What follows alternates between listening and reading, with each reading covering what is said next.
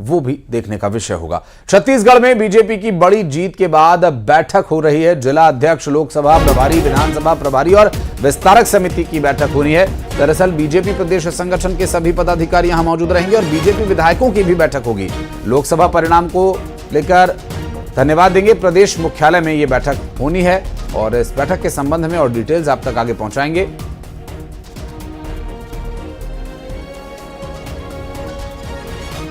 क्योंकि जिस तरह से छत्तीसगढ़ वासियों ने भारतीय जनता पार्टी को विधानसभा चुनाव के बाद लोकसभा चुनाव में भी अच्छा परिणाम दिया है और इस परिणाम के बाद बीजेपी केंद्र में एक बार फिर आई है, तो बीजेपी विधायकों की एक बैठक बुलाई गई है और लोकसभा परिणाम को लेकर धन्यवाद इस बैठक में दिया जाएगा। बात करेंगे, युगल तिवारी हमारे साथ जुड़ गए इस वक्त। युगल, ये धन्यवाद के लिए सिर्फ बैठक बुलाई जा रही है या फिर रणनीति कुछ और है, दांव दिखाना कुछ और है, लगाना कुछ और है?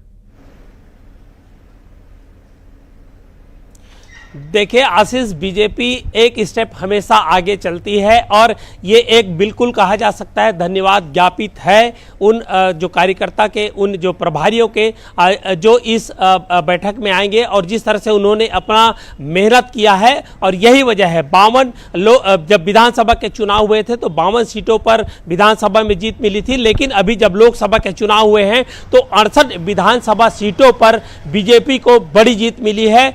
10 लोकसभा सीट जीत करके एक बड़ा जीत है छत्तीसगढ़ से उन्हें दिया है केंद्र को। तो ये साफ है कि इसी बहाने वो यहां पर आएंगे और सभी जो प्रभारी हैं उनको धन्यवाद ज्ञापित करेंगे। उसके अलावा आने वाले 6 महीने के बाद नगरीय निकाय की चुनाव है, उसकी तैयारी शुरू कर दी है। तो बीजेपी हमेशा एक कदम आगे चलती है और अभी लोग अपनी जीत का जश्न मना रहे हैं, लेकिन बीजेपी ने अब यह कहा जा सकता है कि नगरीय निकाय चुनाव की तैयारी शुरू कर दी है और आज से ही ये मंत्र दिया जाएगा, ये टिप्स दिया जाएगा कि किस तरह के जब नगरीय निकाय चुनाव होंगे तो उनमें काम करना है और इसी उत्साह के साथ करना है। तो ये तय है कि आज 2 अहम बैठक बीजेपी की होगी, जिसमें 11 बजे जो प्रभारी रहे हैं, सेक्टर के प्रभारी रहे हैं, लोकसभा के जो प्रभारी रहे हैं, उन्हें धन्यवाद ज्ञापित किया जाएगा। उसके बाद तमाम जो विधायक हैं उनकी बैठकें होगी, तो ये रणनीति तय किया जाएगा। और कुल मिलाकर ये कहा जा सकता है कि दोनों अहम बैठक है और इस अहम बैठक के माध्यम से धन्यवाद ज्ञापित तो किया जाएगा, साथ ही साथ अपने कार्यकर्ताओं को, अपने प्रभारियों को और अपने जो प्रमुख जो विधायक हैं, चाहे वो ग्रामीण स्तर के पदाधिकारी हैं, उन्हें रिचार्ज करने का काम, बूस्ट करने का काम फिर से किया जाएगा। जी बिल्कुल, और क्योंकि ये काफी कुछ तय करेगा, आगे की स्थिति को भी देखना पड़ेगा इसमें और इस बैठक के बाद आगे दिल्ली भी जाना है सभी को और देखना होगा कि क्या और किस तरह की रणनीति आगे इस पर रहती है। बहुत बहुत शुक्रिया युगल आपका इस पूरे मामले पर जानकारी देने के लिए। आगे डिटेल्स आपसे लेते रहेंगे और बढ़ते आगे। कोरबा छत्तीसगढ़ की एकमात्र वो सीट जो कांग्रेस के खाते में गई।